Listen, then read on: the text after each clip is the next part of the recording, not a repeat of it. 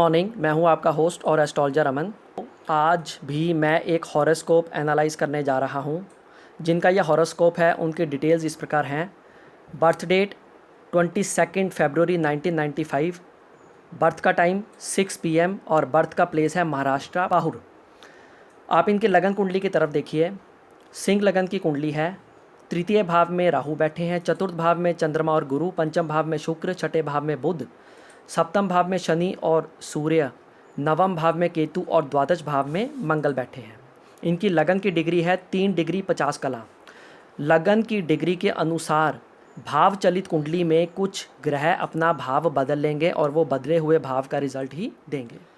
पहले आप ये समझ लीजिए कि लगन कुंडली में जो ग्रह जिस राशि में है वो उस राशि का ही फल देगा, लेकिन भाव चलित कुंडली में यदि ग्रह अपना भाव बदल लेता है तो वो बदले हुए भाव का ही रिजल्ट देगा। राशि नहीं बदली जाएगी, राशि लगन की ही रहेगी। अब इनकी चली चार्ट की तरफ देखिए। इनकी चली चार्ट में मंगल 12वें भाव से हटकर लगन में बैठ गया है। राहु तृतीय भाव में, चंद्रमा चतुर्थ भाव में, गुरु पंचम भाव में, शुक्र और बुध छठे भाव में, सूर्य सप्तम भाव में, शनि अष्टम भाव में, केतु नवम भाव में बैठे हैं। मंगल जो कि नीच के होकर लगन में बैठे हैं और चंद्रमा भी इनके नीच के होकर लगन में बैठे हैं।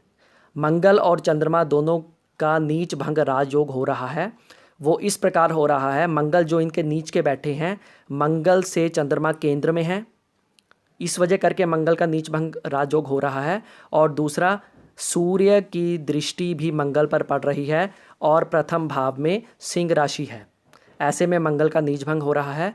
चंद्रमा का भी नीच भंग हो रहा है क्योंकि चंद्रमा जिस घर में बैठे हैं उस घर में वृश्चिक राशि है जिसका स्वामी मंगल है, और मंगल लगन में बैठकर अपनी चतुर्थ दृष्टि चंद्रमा पर डाल रहा है, इसलिए चंद्रमा का भी नीच भंग राजयोग बन रहा है। ऐसे में मंगल और चंद्रमा बहुत ज़्यादा शुभ स्थिति में आ गए हैं। शारीरिक सुख इनको प्राप्त होगा, हेल्थ इनकी अच्छी रहेगी, लेकिन क्योंकि मंगल अग्नि तत्व ग्रह है और अग्नि तत्व राशि में बैठा है, इसलिए क्रोध गुस्सा इनमें अधिक होगा। अपनी मांग पूरी करने के लिए ये किसी भी हद तक जा सकते हैं। सप्तम भाव में सूर्य बैठा है और सूर्य अपने ही भाव पर लगन पर दृष्टि डाल रहा है। ऐसे में बोल्ड पर्सनैलिटी होगी, इनके फेस पे ग्लो होगा, लेकिन क्योंकि मंगल वहाँ बैठा है इसलिए इनको अपनी पर्सनैलिटी में हमेशा कम ही आकलन करना रहता होगा। राहु इनका तृतीय भाव में बैठे हैं और केतु नवम भाव में। राहु सिंह राशि में अकारक माने जाते हैं, लेकिन तृतीय भाव उपचय भाव है। उपचय भाव में राहु बैठकर इनको सडन गेन्स अवश्य देंगे। जैसे इनकी जॉब लगेगी, अच्छी सैलरी मिलेगी, लेकिन जॉब ज़्यादा देर तक टिक नहीं पाएगी क्योंकि राहु इनके अकारक हैं। और इसी के साथ इनको अपने सिबलिंग्स यानी कि ब्रदर सिस्टर का लाभ भी पूर्ण रूप से नहीं मिल सकेगा, या इनके छोटे ब्रदर सिस्टर नहीं होंगे, ऐसा भी योग बनता है। चतुर्थ भाव में चंद्रमा बैठे हैं। अकारक चंद्रमा के कारण इनको मदर से सुख कम मिलेगा, मदर की हेल्थ खराब रह सकती है, लिक्विड मनी जमा करने में भी कठिनाई का सामना करना पड़ेगा। पंचम भाव में गुरु बैठे हैं अपनी खुद की धनु राशि में। ऐसे में इनकी शिक्षा अच्छी होगी। यदि ये उच्च शिक्षा ग्रहण नहीं भी करते तो भी इनमें इतनी समझ होगी कि ये इजीली जज कर सकते हैं क्या सही है क्या गलत है। ज्ञान इनमें बहुत ज़्यादा होगा। पंचम भाव में गुरु बैठे हैं, इसलिए इनको स्टोमक रिलेटेड प्रॉब्लम्स आएंगी। चाइल्ड से रिलेटेड किसी प्रकार की कोई प्रॉब्लम या अफेयर से रिलेटेड किसी प्रकार की कोई प्रॉब्लम आ सकती है। पंचम भाव में गुरु बैठे हैं और सप्तम भाव के स्वामी शनि इनके अष्टम भाव में बैठे हैं। अष्टम भाव में शनि बैठकर अपनी दशम दृष्टि से गुरु को देख रहे हैं। ऐसे में इनकी लव मैरिज का योग है, लेकिन इनका अफेयर ब्रेक होने का योग भी बनता है, इसलिए सावधानी अवश्य बरतें। शुक्र और बुध एक साथ छठे भाव में बैठे हैं, दोनों सौम्य ग्रह हैं और शनि की राशि में बैठे हैं, और शनि जो छठे भाव के स्वामी होकर अष्टम भाव में बैठे हैं। ऐसे में शनि विपरीत राजयोग में आ गए हैं क्योंकि शनि के ऊपर मंगल की 8वीं दृष्टि भी पड़ रही है और शनि के दोनों तरफ एक एक क्रूर ग्रह सूर्य और केतु भी बैठे हैं। ऐसे में शनि पापकर्त्री योग में भी आ गए हैं। शनि यहाँ पर बहुत ज़्यादा शुभ फल देने में बाध्य हो गए हैं, लेकिन ये धीरे धीरे अपना रिजल्ट देंगे क्योंकि शनि एक मंदगामी ग्रह माना जाता है। शनि यहाँ पर इनकी एज भी इंक्रीज़ करेंगे, आयु में वृद्धि करेंगे। शुक्र और बुध के कारण और साथ में राहु जो तृतीय भाव में बैठे हैं, इनका मन करेगा कि ये ट्रैवल करें, इनको ट्रैवलिंग का शौक होगा, लेकिन काफ़ी हद तक ट्रैवलिंग करने से इनको नुकसान भी होगा क्योंकि कुछ यात्राएं इनकी फिजूल की जाया करेंगी। तृतीय भाव में राहु बैठकर इनको बेवजह की ज़्यादा अधिक मेहनत करवाता रहेगा, मेहनत ज़्यादा और उसका आउटपुट इनको कम मिलेगा। नवम भाव में मेष राशि है, मेष राशि के स्वामी मंगल इनके लगन में बैठे हैं। ऐसे में केंद्र त्रिकोण का राजयोग बन रहा है। नवम भाव का स्वामी यदि केंद्र में बैठा हो, चाहे इनका नीच का है लेकिन नीच भंग राजयोग भी बन रहा है, ऐसे में इनको अपनी लक का, अपने फेट का साथ मिलता रहेगा यदि ये हार्ड वर्क करेंगे। सिर्फ राहु की दृष्टि नवम भाव पर पड़ने से थोड़ी कमी आएगी, लेकिन ये अपनी किस्मत खुद बना सकते हैं। ये मंगलिक भी हैं क्योंकि मंगल इनका प्रथम भाव में बैठा है, लेकिन मंगल दोष इनका कैंसिल हो रहा है क्योंकि चंद्रमा मंगल से केंद्र में बैठे हैं। चंद्र मंगल एक दूसरे की राशि में बैठे हैं, ऐसे में चंद्र मंगल का राशि परिवर्तन योग भी बन रहा है। ऐसे में घर का सुख, भूमि, वाहन, मकान का सुख इन्हें अवश्य नसीब होगा। केंद्र में चंद्रमा और मंगल बैठे हैं। मंगल की दृष्टि चंद्रमा पे होने के कारण इनको साइकिक प्रॉब्लम्स रहेंगी, जिससे इनको ऐसा लगेगा कि इनकी हेल्थ ठीक नहीं है। अकारक चंद्रमा का नीच भंग हो गया है और घर के सुख साधन इनको मिलेंगे ज़रूर, लेकिन कुछ देरी से मिलेंगे।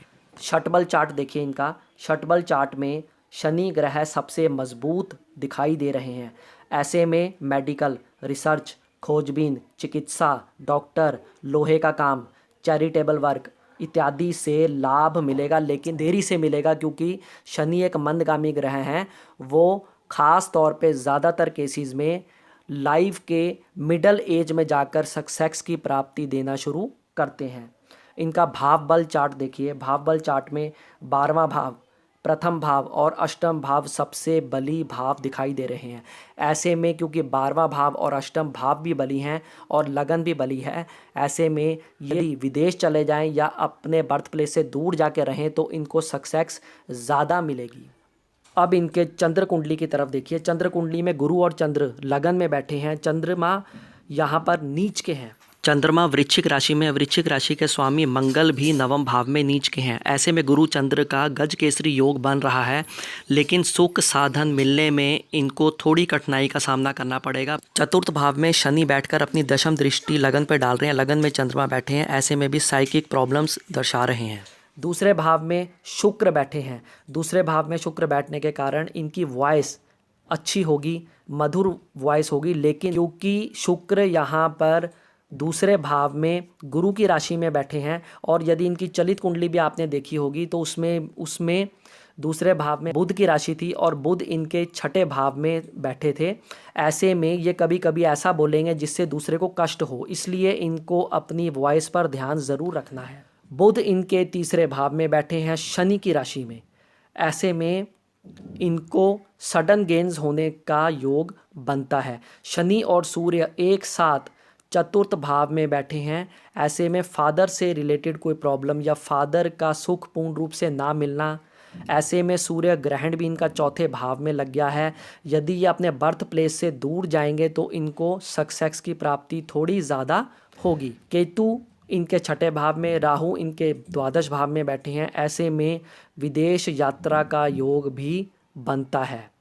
मंगल इनके नीच के होकर नवम भाव में बैठे हैं। ऐसे में ऑब्स्टेकल्स का सामना इन्हें कभी कभी करना पड़ेगा और साथ में इनका ड्यूल माइंड है, यानी कि ये कभी कभी रिलीजियस माइंडेड होते हैं, कभी ये सोचते हैं कि रिलीजियस में कुछ नहीं रखा, गुस्सा अधिक आता है, ये कन्फ्यूज्ड माइंडेड के रहेंगे। इनकी नवमाश कुंडली की तरफ देखिए। नवमाश कुंडली में बुध लगन में, केतु चतुर्थ भाव में, पंचम भाव में चंद्रमा, सप्तम भाव में शुक्र, अष्टम भाव में गुरु और सूर्य, दशम भाव में राहु मंगल और एकादश भाव में शनि है। इनका कोई भी ग्रह वर्गोत्तम नहीं है। नवमाश कुंडली में प्रथम भाव में वृष राशि है। वृष राशि का स्वामी शुक्र सप्तम भाव में बैठकर अपने खुद के भाव को देख रहा है, अतः इसमें इनका लाइफ पार्टनर इनसे ज़्यादा सुंदर होगा, ज़्यादा अट्रैक्टिव पर्सनैलिटी होगी उनकी, लेकिन इनकी मैरिड लाइफ ज़्यादा ठीक नहीं होगी। सप्तम भाव में वृश्चिक राशि है। वृश्चिक राशि में शुक्र बैठे हैं।